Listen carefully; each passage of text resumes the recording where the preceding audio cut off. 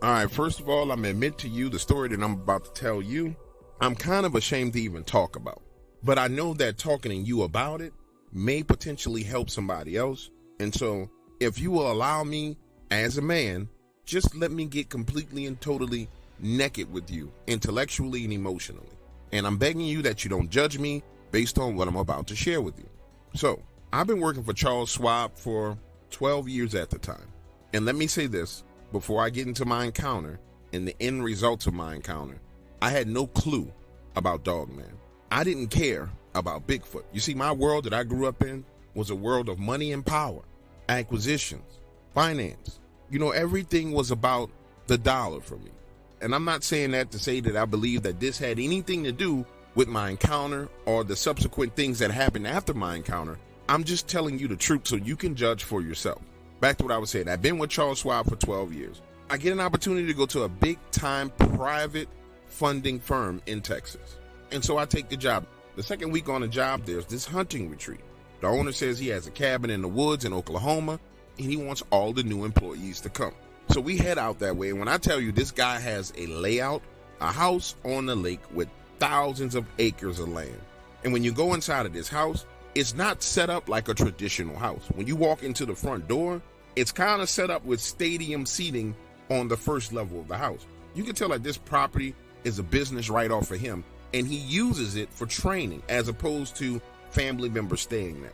Imagine the scene. You walk through the front doors, this massive open space. It's this movie-style seating that goes up right and left, and then above your head is a screen that drops down and covers the whole entire front door. Now, if you keep walking straight, there's an aisle that leads between the seats. If you go and make a right, there's this hallway with these doors, and each door has a number on it, and it reminded me of a hotel. Now, if you work your way back to the left, you go into the kitchen area, a seating area, a smoking area, and a bar room. When I tell you that this man's property is nice, it's fantabulous. And so for the next couple of days, we're doing these fun team building exercises, paintball in the woods, fishing on the lake, skiing on the lake, all kinds of fun, entertaining stuff. And he's there kind of guiding people through everything and making sure they have understanding. And let me say this, it's clear why this man has the level of wealth that he has. He truly has a deep psychological understanding of people. And he can look at a man, put him in a situation, and see what job best suits him. But right here is where stuff goes off the rails. For me personally, it's 7:30. I'm in the smoking room, smoking a cigar, having a glass of cognac, talking with a few of the other guys. When he walks in, and he singles me out with two other gentlemen, Brent and Clayton. He says, "Gentlemen, I'd like to talk to you outside for a second." And so we get up and we walk outside. And when I tell you it's fancy, I mean, imagine the most fanciest scenario you could think of. There's laughter in the background, people playing poker. I mean, it's a cheerful, luxurious environment. And we step outside on the porch, and he says, "Gentlemen, there are some things I've noticed about the three of you while we were having our events." And he says, "There's something that you're going to have to confront if you plan on being members of this organization." Now, we're all looking at each other, trying to figure out what the hell he's talking about. He says, "You men are controlled by fear. I've watched you hesitate over and over again to seize on opportunities that were right in front of you." Now, stop right here in the story. Pause. Let me give you some background. Clayton, one of the guys that he singled out, Marine. I mean, real deal, Afghanistan, door clearing Marine. Now, the other gentleman that he singled out, Brent, college athlete, starting cornerback for Texas A&M. And you got to understand something. For a white boy to be a starting cornerback for a school like Texas A&M, he ain't got no problems with fear. And he's super athletic, super fast, and there's something special about him. So as he's explaining this to us, we're looking at each other trying to figure out what the hell is he talking about. Because I frankly don't hesitate about anything. Now, I'm not a Marine, didn't play college football, but when I tell you I've been in some bad situations in my life, I've been in some pretty bad situations, and I've never hesitated, not once, to take action when it's necessary. And I've closed multi-million-dollar deals, done hostile takeovers, never hesitated. And when I tell you I never hesitated to decapitate a person who came against me or try to stop me from getting my money, I never have, and I never will. So understand, we are all confused. And that's when he reaches into his pocket and he pulls out this key with this yellow poofy tag on it. He says, "Tonight, you guys are going to travel through my property. I'm going to give you a set of coordinates. You'll travel together and you'll spend the night at this location." And he says, "I want you guys to return as soon as the sun comes up." It's very important that you return as soon as the sun comes up. And then he hands us this GPS device with these coordinates to what he's calling a cabin in the woods on his property. Three of us look at each other and start to talk about it. And I'm like, listen, man, I don't know what he's talking about. Do you guys have any clue? And Clayton was the one that said, listen, he singled us out for a higher position than everybody else. And this is a test. Let's just do it and get it over with. Change clothes and we'll meet back here in 10 minutes. So we all go off in different directions, change clothes, come back. I'm dressed to go in the woods. Clayton's dressed to go in the woods. And Brent is dressed like he's going out to dinner. We try and tell him to go change and put something else on. He said, man, I didn't bring clothes to go hunting. I only brought clothes to hang out. So I got to go with what I'm wearing. So now the three of us venture off, circling around the entire lake, getting to the backside and going off into the woods. Now, mind you, it's night outside, it's dark, and the woods are spooky, but spooky doesn't really kick in when you got three people with you. You're fine when it's three men together in the woods, and it's quote-unquote spooky. But the further we walk, the more the atmosphere tended to change. Now, to paint the picture for you, we're talking about pitch black darkness, flashlights, some old Scooby-Doo type of shit that we're on right now. Now, we get to this point where this fog starts to roll in through the woods. Now, I'm not sure if you've ever found yourself in the woods before the fog rolls in. Maybe you've been in the woods while the fog was there. But it's a sight to see for you to be walking through the woods, and then there's clearly a line of fog that comes rolling in.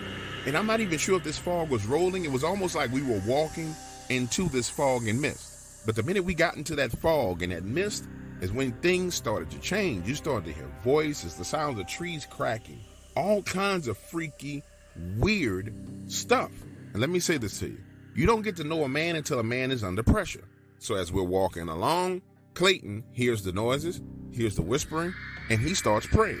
Brent starts to freak out a little bit. He's breathing heavy, hyperventilating. And me, I'm just being hyper observant. I'm looking around, trying to see what's going on, sucking in every sound, trying to process the information. We keep going into the fog. And that's when we come across this first marker. And when I say a marker, man, it's lit up in the woods, a pole sticking out of the ground with a white light shining up on it with the same little poofy yellow tag that was on the key. Clayton is the one that says, hey man, we're going to take this just so he'll know that we've been to this point in this location. So we take it, keep moving forward, and then the fog starts to lift. Didn't make any sense at all. It was like there was only fog in that area. Now we're continuing along. It doesn't feel eerie. It doesn't feel creepy. And we come across this little pond, not a lake, but a pond. And on the far side of this pond is another marker and another light. And so now it's starting to make sense. You want us to go on this adventure and collect these markers. The problem is the entire area around that pond is a mire. It's mud. It's thick, wet mud. And so as you step, with every step, you sink deeper and deeper in the mud. And so now we have to backtrack and try and find a way around this muddy area to that marker. It takes us like an hour to work our way around all that mud and then circle back and get to that marker. Now the three of us are standing there wet as hell and working our way to that marker when something comes across that water. You know how in the movies they'll show a ghost going across the water, but there's nothing there, but the water is parting as it's moving? I'm telling you, I watched something come across that water full speed and the water kind of parts open. And then we hear this screaming, screeching sound. Scares the living shit out of me. Clayton starts to pray again and rebuking it in the name of Jesus. And Brent takes off running. Now all hell is breaking loose because Clayton and I are trying to calm Brent down and get him to slow down and stop running away from us. But he's off to the races. I'm talking about this man is running. And this is when things go bad. I mean, really bad. Remember, Brent played college football. We talking about a man who can run. He is gone. And neither one of us can catch up with him. The problem is he's running in the wrong fucking direction. And I can understand you afraid, but bro, you are running super fast through the woods in the night, in the dark, in the wrong direction, leading us deeper into the woods. And so now Clayton and I are trying to chase him down, and he's literally jumping over logs and running like a deer. You can see the light bouncing left and right, back and forth. And he gets so far ahead of us because he's so fast that we're like, man, look, we just gonna have to slow down and track him. Then you hear up ahead where he is, this damn roar, not a growl, a roar. Roar! And the light that he has stops. And you remember those Scooby-Doo cartoons where somebody was holding a flashlight and they'll run and leave the light and the light is flipping up in the air, but they're gone? I swear to you, that's what it looked like happened. It looked like the light was still flipping up in the air, like 9 feet in the air. And all we hear is him screaming and coming back in our direction. So we stand there and wait, and he says, it's chasing me. It's chasing me. It's chasing me. Listen to me when I tell you that this man was fast. Now he's moving through the night in the dark with no flashlight. And you can hear him coming. He's jumping over stuff. Some stuff he's clearly running through because you hear it breaking. And when he gets within our sight, I've never seen terror on a man's face like that. It's clear that he saw something. I mean, he saw something terrifying. He slows down for a second. He says, look, that thing is chasing me. We need to go. Now, mind you, we can't go straight across the water. We got to go around the pond and the muck and then go back through the fog and back out of the woods. So now we're all running, and I'm trying to keep pace with him and Clayton. And man, I just can't keep up with these two guys. They are gone. I mean, gone through the woods. And right here in this moment is when I encounter something that changed me forever. As I'm running along, them off in the distance ahead of me, all I can tell you is something tripped me because I'm on a path and I can see enough of the path to know there's nothing in front of me, but I get tripped. It's like I feel like something hits me in my shin. I trip, stumble, roll forward, and then I feel something pulling on my foot, yanking me backwards. When I turn to shine the light in that direction, there's nothing there. I mean, absolutely nothing there. It pulls me for about 10 feet and I start kicking at my other leg, and I feel my leg actually physically hit something. And then it lets go, and I get up and I take off running again. Now, let me say this about Clayton and Brent. At some point in time, I guess the adrenaline wore down, and they realized they left me, because as I'm running along alone, I start to see the flashlight coming back in my direction. But by the time they got to me, man, I was so shook up. I mean, I just didn't know what to do. The three of us regroup and start heading back to the main house. When we get back, it's 4 o'clock in the morning. And guess who's sitting outside waiting on us? The boss man. We tell him, we say, listen, we tried to make it to the coordinates, but it's too much freaky and weird stuff going on back there. And Clayton gives him the markers that we collected. He looks at us and smiles and says, you know what? You guys made it further than anybody else. We'll talk over breakfast in the morning. Get this. I head into the room, shower, lay down on the bed, and I just can't sleep, man. Too much adrenaline. Just way too much. The sun comes up. It's 7 o'clock, 8 o'clock. Clayton knocks on my door at 8:30 saying, hey, man, we need to have breakfast with the director. And we head into his area of the house. He had a section of this house, top right section, completely corridored off just for him. We're sitting there eating breakfast.